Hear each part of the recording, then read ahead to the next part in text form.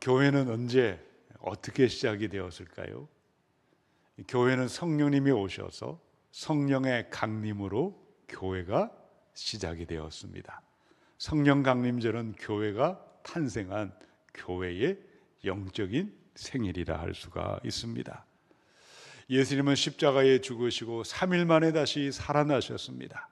40일 동안 제자들과 함께 계실 때 몇 날이 못 되어 위로부터 성령이 오시리라. 우리 주님이 약속하셨어요. 약속하신 그대로 오순절이 되었을 때 하늘로부터 성령님이 임하셨습니다. 이 성령의 강림은 어쩌다가 우연히 일어난 사건이 아니었습니다. 구약의 여러 선지자들이, 요엘 선지자를 비롯한 많은 선지자들의 예언이 성취된 사건이었습니다. 성령이 오셔서 제자들의 하나님의 능력, 성령의 권능이 임했고 온 땅에 나가 십자가와 부활의 복음을 선포함으로 교회가 탄생했습니다. 성령을 통해 온 땅에 수많은 생명이 살아나는 하나님의 나라, 영광의 새 시대를 시작하셨습니다. 그런데 오늘 로마서를 읽으셨어요. 로마서 8장, 로마의 예수 믿는 교인들에게 보낸 편지입니다. 무엇을 말씀합니까? 13절, 14절 한 번 더 읽어보겠습니다. 너희가 육신대로 살면 반드시 죽을 것이로되 영으로서 몸의 행실을 죽이면 살리니 무릇 하나님의 영으로 인도함을 받는 사람은 곧 하나님의 아들이라. 아멘. 하나님을 모르는 사람에게, 세상 사람들에게 편지한 것이 아니었어요. 매주 예배들 드리고 하나님을 알고 있다고 하는 사람들에게, 교인들에게 보낸 편지 가운데 무엇을 말씀했습니까? 예배당에 모여 예배 드리고 있다고 해서, 교족부에 이름이 올라갔다고 해서 다 성령의 사람이 아니라고 말씀하고 있습니다. 오히려 교인으로 살고는 있는데 성령이 없이 살아갈 수도 있어요. 육신대로 살고 육신을 따라 살아가게 되면은 반드시 멸망할 것이라고 경고했습니다.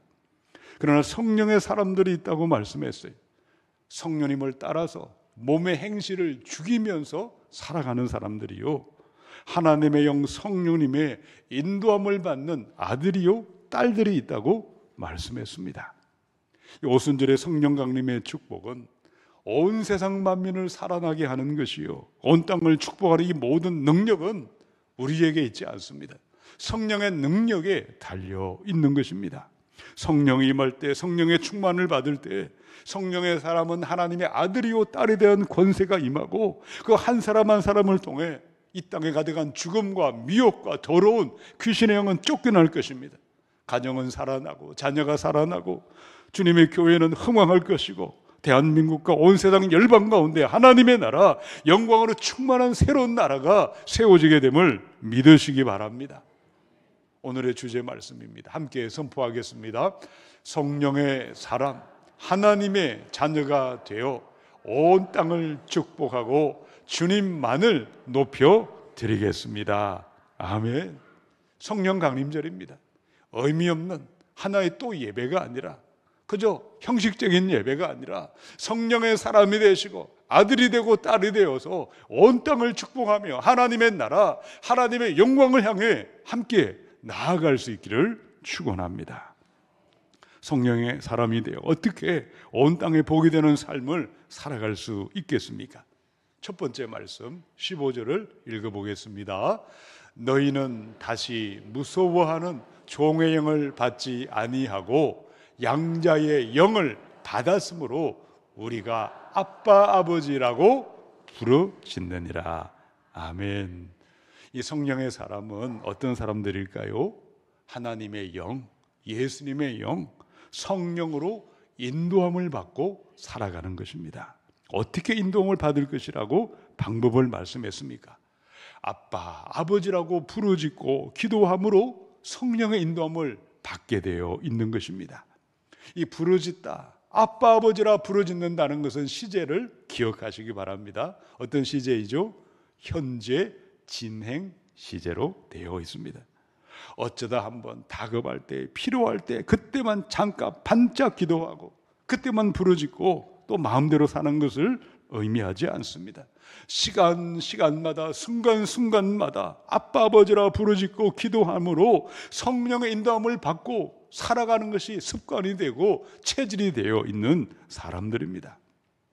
자, 그런데 만약에 예수님을 믿고 교회를 다니는 교인으로 살아가고는 있는데 입을 열어 기도하는 습관을 볼 수가 없습니다. 그분의 기도하는 것은 어색하고 낯설고 거북한 사람들이 있다면 어떤 사람이라 할 수가 있겠습니까? 우리 가정마다 어린 자녀들이 있지 않습니까? 어린 자녀들 가운데 말을 잘 못하는 그런 아이들도 있을 수 있습니다. 혀나 입술의 구조에 문제가 있어서 말하지 못하는 장애인은 아이도 있고, 말을 더듬거나 발음이 부정확하거나 자폐증이나 실어증으로 그들의 곧 소통하는 데 있어서 문제가 있는 아이들도 분명 있을 것입니다. 그때 부모들의 마음은 어떠할까요? 마음은 찢어지게 되어 있지 않겠습니까? 청천벽력 같은 고통이고 절망이 되어 임하는 것입니다. 마찬가지입니다. 예수를 믿고 교인이 되었어요. 그런데 입을 열어 기도하지 않는 교인들, 아빠 아버지라 부르짖는 삶을 발견할 수도 없고 기도하지 않아도 아무런 문제 없이 평안하게 살아가는 사람이 교인이 되어 있다면 어떤 사람이라 할 수가 있겠습니까? 영적인 장애인이 아니겠습니까? 어쩌면 구원받지 못하는 택자가 아니라는 것을 증명할 수밖에 없다는 것입니다. 어떻게 어린아이들이 때가 되면 말이 터지고 입을 열어 엄마, 아빠 부르고 사귀고 교제하게 되어 있을까요? 그 집안에 태어나서 부모님의 사랑을 받으면 때가 되면 저절로 입이 열리게 되어 있어요. 그 사랑이 믿어지게 될 때, 부모님의 사랑을 의심하지 아니할 때 나중에는 성가실 정도로 따뜻하다니며 소리치고 부르짖고 말을 걸고 달려오는 것입니다. 하나님의 자녀 그리스도인들 또한 너무나 닮아 있습니다. 마찬가지를 할 것입니다. 자, 15절을 세 번역으로 한 번 더 읽어보겠습니다. 여러분은 또다시 두려움에 빠뜨리는 종살이의 영을 받은 것이 아니라 자녀로 삼으시는 영을 받았습니다. 그래서 우리는 그 영으로 하나님을 아빠, 아버지라고 부릅니다. 아멘. 우리 주님을 언제 영접하셨습니까? 우리 주님을 인격적으로 만난 사람들마다 그날 첫사랑의 경험을 평생 잊어버릴 수가 없어요. 내가 죄인인 줄 알고 밤새도록 벌벌 떨며 기도했던 그 기억들을 누구나 다 가지고 있을 것입니다. 우리 그리스도인들은 처음에는 두려움에 빠뜨리는 종의 영을 받아서 그 상태를 반드시 경험하고 통과하는 첫 시작이 있습니다. 그런데 성령님은 우리를 어디까지 어떻게 인도하게 되어 있을까요? 처음에는 죄인인 줄 알고 두려워하던 그 사람들이 계속해서 매주일 말씀을 듣고 성경을 읽고 기도하는 자리에 나아가 계속 기도하며 믿음의 공동체 안에 거하게 될 때 하나님이 사랑의 하나님이심이 점점 믿어지게 되어 있어요. 성령이 하시는 성령의 역사입니다. 점점 하나님의 사랑이 믿어지고 의심이 사라지게 될 때 어느 순간에 나도 모르게 내 입에 아버지여라고 하나님을 향해 아빠 아버지라고 나도 모르게 그 입이 기도하는 소리가 터져 나오게 되어 있는 것입니다. 성령의 사람들은 하나님이 사랑이심을 믿는 사람들입니다. 그 사랑의 하나님을 향해 아빠 아버지라고 부르짖고 기도하며 살아가게 됨을 믿으시기 바랍니다. 우리 첫 번째 함께 선포하겠습니다. 하나님의 사랑을 믿고 아빠 아버지라 부르고 살겠습니다. 아멘. 남아프리카 공화국의 최초의 흑인 대통령이 누구인지 아십니까? 넬슨 만델라였죠. 아파르트헤이트라는 인종차별 정책을 폐지시켰습니다. 흑인과 백인이 동등하게 사는 세상 만드는 일에 앞장서서 많은 일들을 감당했습니다. 그런데 흥미롭게도 만델라는 어릴 시절에 아버지가 일찍 세상을 떠났습니다. 그래서 다른 전통 부족인 왕족 집안의 양자로 입양이 되었다고 합니다. 양자가 되어서 그 작은 부족에 왕자로 성장한 것은 훗날 만델라의 리더십과 그의 삶에 대단한 영향력을 끼쳤다고 했습니다. 왕족이 아니었어요. 그런데 왕족 집안의 양자로 들어가서 여러 왕자들과 함께 왕실 교육을 받고 자라나는 동안 정치나 협상이나 지도력을 익히게 되었다고 합니다. 나중에 법학을 공부하고 인권운동가가 되었고 훗날에 감옥에서 27년을 보내고도 원수 같은 사람들을 용서하고 화해하는 그 메시지를 선포한 대통령의 자리에 올라갔고 노벨 평화상을 받은 큰 인물로 자라나게 되었습니다. 자, 그렇다면 하나님의 집에 하나님의 아들이요 딸들로 양자 양녀로 입양된 그리스도인은 도대체 어떤 삶을 살 수 있다고 성경은 말씀하고 있을까요? 우리 베드로전서 2장의 말씀 같이 읽어보겠습니다. 그러나 여러분은 택하심을 받은 족속이요 왕과 같은 제사장들이요 거룩한 민족이요 하나님의 소유가 된 백성입니다. 아멘. 예수님은 하나님의 친아들이지만 예수를 믿는 사람들에게 나의 아들이요 딸이 되는 양자 양녀가 되는 놀라운 특권이 우리에게 주어지고 있다 말씀하고 있어요.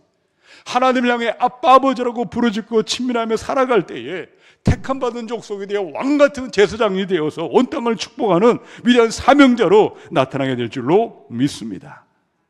그런데 문제가 있습니다. 도대체 무엇이 문제일까요? 왜 어떤 교인들은 하나님을 향해 아빠 아버지로 부르짖고 기도하는 삶이 나타나지 않는 이유가 무엇 때문일까요? 아마 세 가지가 있지 않을까 생각해 보았습니다. 첫 번째는요, 껍데기만 무늬만 교인으로 행세하는 형식적인 신앙인이기 때문이다 할 수 있습니다. 그 다음에 어떤 사람이 있을까요? 두 번째, 분명 성령에 임한 성령의 사람이에요. 창세전부터 구원받기로 예정된 하나님의 아들이요 딸들입니다. 그런데 아직도 하나님을 사랑의 하나님으로 경배하고 있지 않고 두렵고 무서워하는 하나님으로 벌벌 떠는 마음으로 하나님 앞에 나아가는 사람들도 있을 것입니다. 그러나 또 어떤 사람들이 있을까요? 세 번째, 하나님의 사랑을 믿고 아빠 아버지라 부르짖고 주님과 동행하며 살아가는 사람도 있다고 말씀했습니다. 어떻게 자녀됨이 놀라운 축복을 누리는 성령의 사람이 되어 하나님의 나라 하나님의 영광 위해서 쓰임받을 수가 있겠습니까?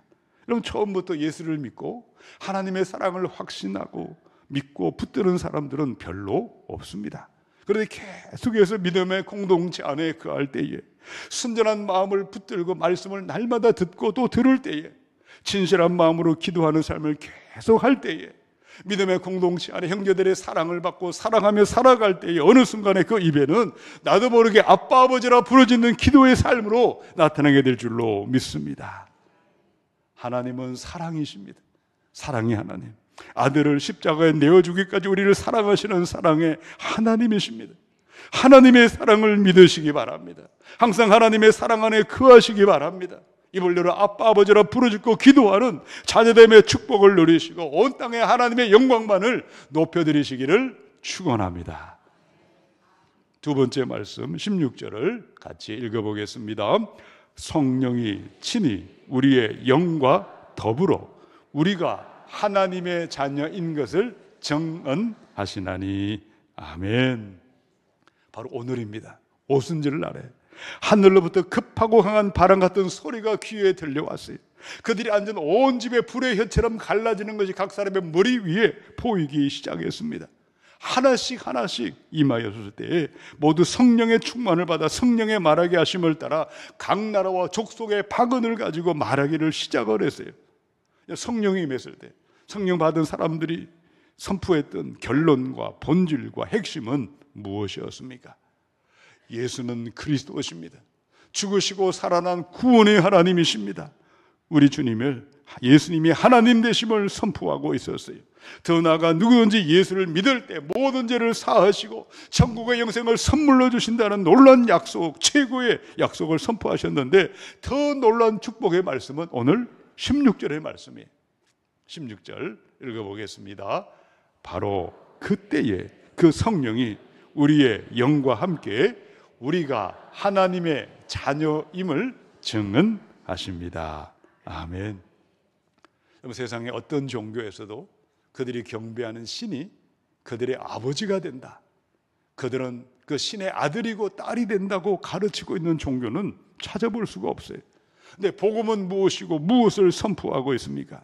온 땅을 만드신 창조주 하나님, 우리의 구원자 되시는 예수 그리스도, 온 세상 만물을 다스리시고 통치하시고 섭리하시는 주권자 되시는 하나님, 역사의 심판장이 되시는 예수 그리스도, 그분이 우리의 아빠, 아버지가 되신다고 말씀하십니다.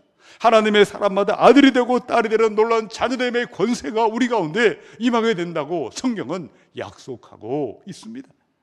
요한복음의 1장 12절 함께 읽어보겠습니다.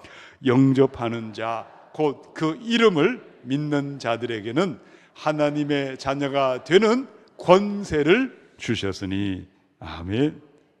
엑수시아, 이 권세라는 말은 아주 특별한 지위, 특별한 신분, 합법적인 자격과 권한을 말하고 있습니다.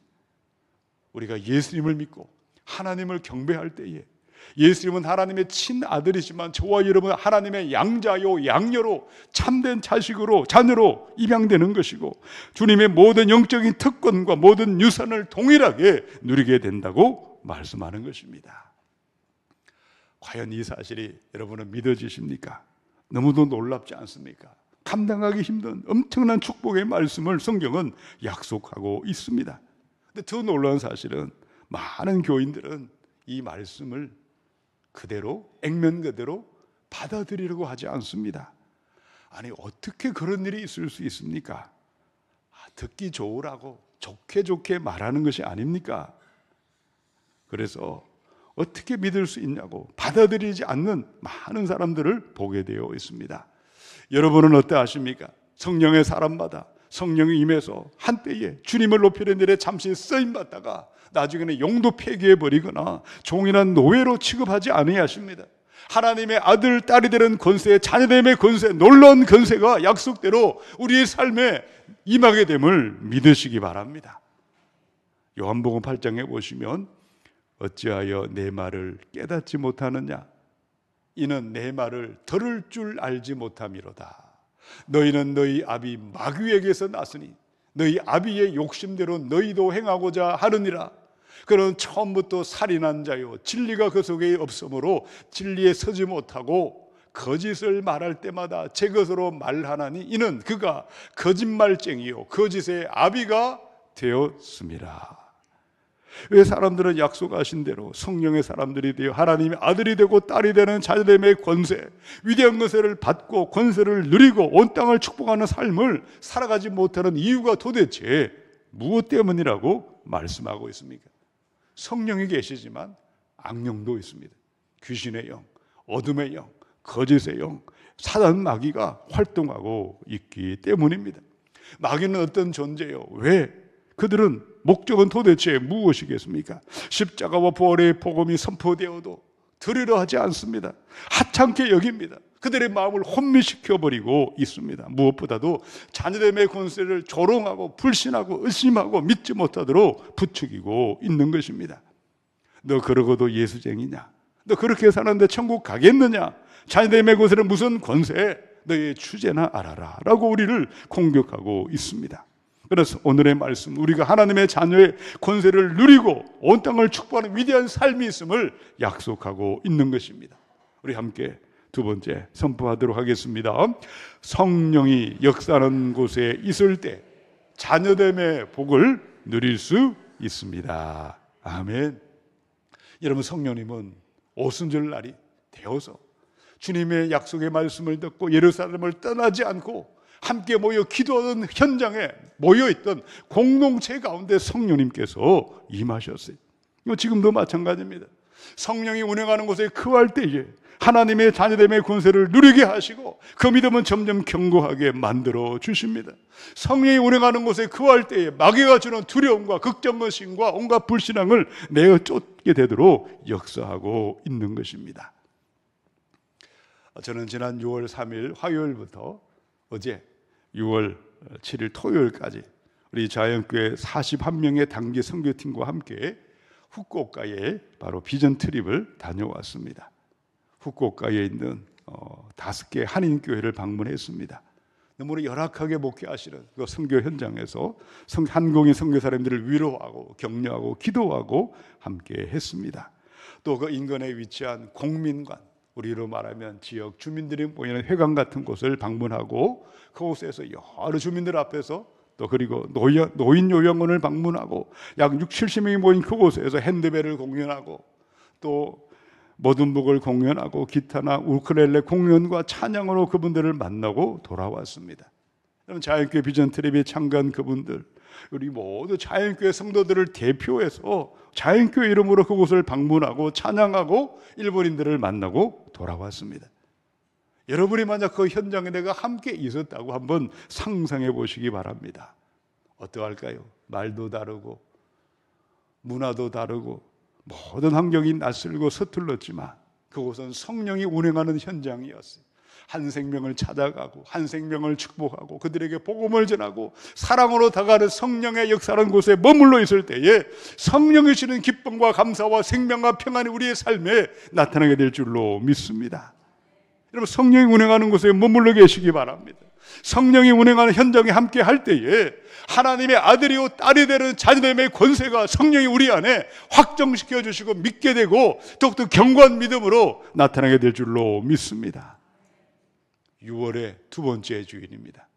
1년의 반토막이 벌써 지나가고 있습니다.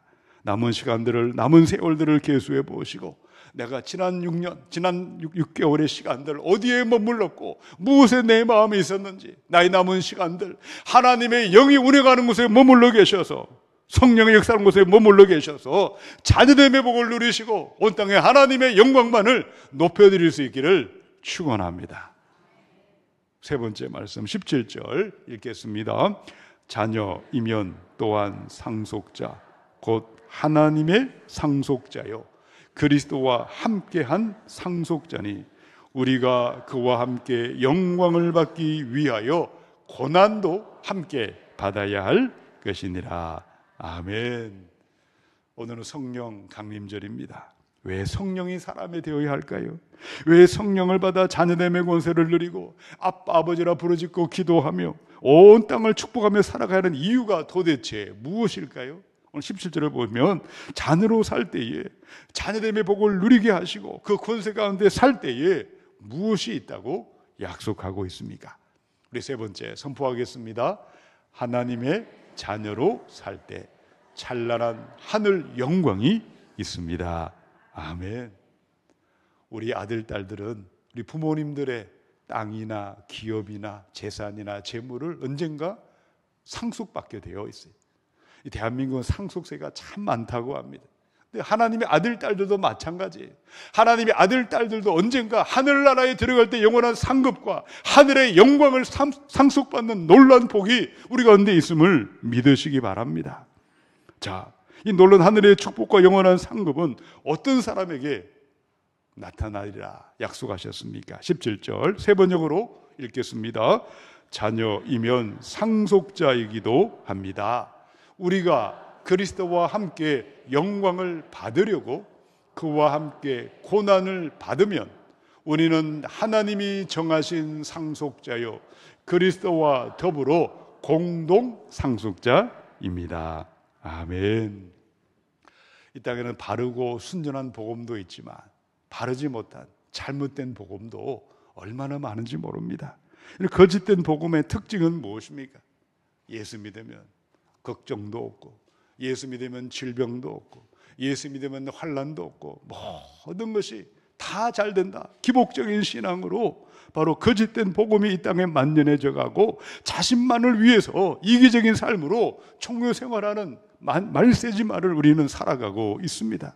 그러나 성령의 인도함을 받을 때에 성령을 따라 육신의 생각을 죽이며 하나님의 자녀됨의 믿음을 가진 사람들마다 무엇을 바라보고 무엇을 믿으며 살아가리라고 말씀하고 있습니까? 디모데후서 4장에 보시면 나는 선한 싸움을 다 싸우고 달려갈 길을 마치고 믿음을 지켰습니다. 이제는 나를 위하여 의의 면류관이 마련되어 있으므로 의로운 재판장이신 주님께서 그날에 그것을 나에게 주실 것이며 나에게만이 아니라 주님께서 나타나기를 사모하는 모든 사람에게도 주실 것입니다. 아멘.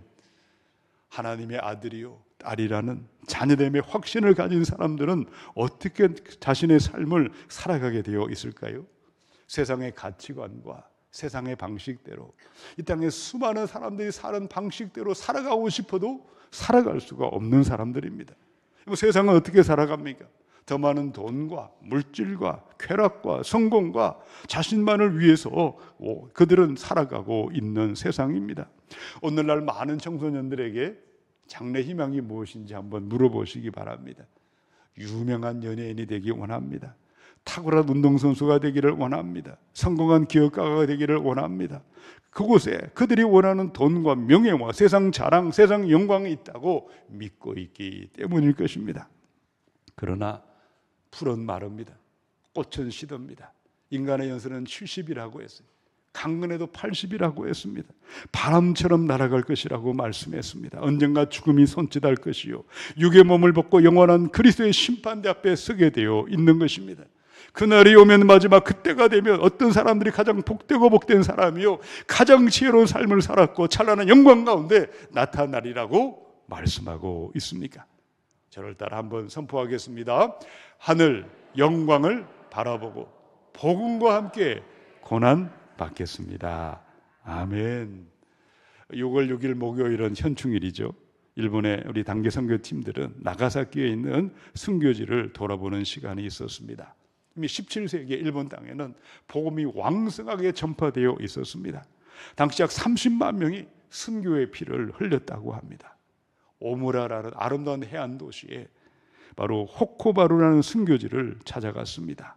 당시에 동굴에 숨어있던 600명이 넘는 사람들 누군가가 밀고 하는 바람에 바로 411명이 목배임을 당한 참수형을 당했고, 너무나 많은 사람을 한 곳에 죽일 수가 없어서 여러 군데 흩어져서 처형을 했는데, 그 한 곳이 바로 131명이 죽임을 당한 것이 호코바루 순교지였어요. 놀랍게도 그곳에 조선 사람도 13명이나 순교의 피를 흘렸습니다. 임진왜란 때 포로가 되어 일본에 끌려왔습니다. 거기서 살다가 복음을 듣고, 그러나 그들은 순교의 피를 흘렸던 초선인들이 있었다고 합니다. 당시 목배임을 당했던 많은 사람들, 순교지로 떠날 때에 처자식과 생이별을 하던 처자식 생이별 바위 곁에서 함께 묵념을 하고 왔습니다. 그때 그들의 심정은 어떠했을까요? 너는 정말 하나님만을 사랑하느냐? 하나님보다 내 자식, 너의 처와 너의 가족을 더 사랑하지는 않느냐? 얼마나 그 바위에서 망설이고 그들은 처형장으로 갔을까요?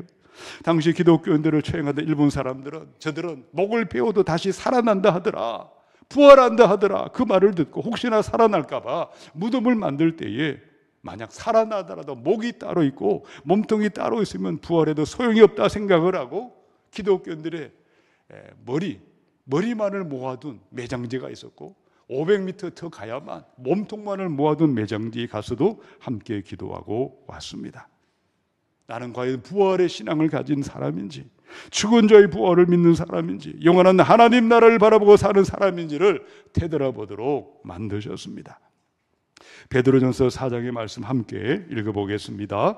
사랑하는 여러분, 여러분을 시험하려고 시련의 불길이 여러분 가운데 일어나더라도 무슨 이상한 일이나 생긴 것처럼 놀라지 마십시오.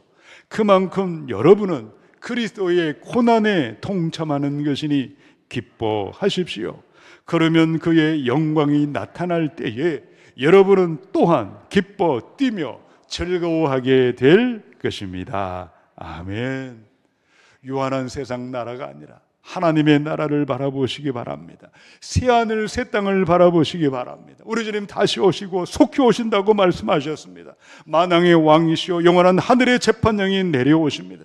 성령의 충만을 받으셔서 하나님 나라를 바라보시고 하늘의 영광을 향해 복음과 함께 고난받는 삶을 나아가셔서 십자가와 부활의 복음을 전파하시고 주님의 교회를 새롭게 하시고 하나님의 나라, 하나님의 영광 가운데 나타날 수 있기를 우리 주님의 이름으로 축원합니다.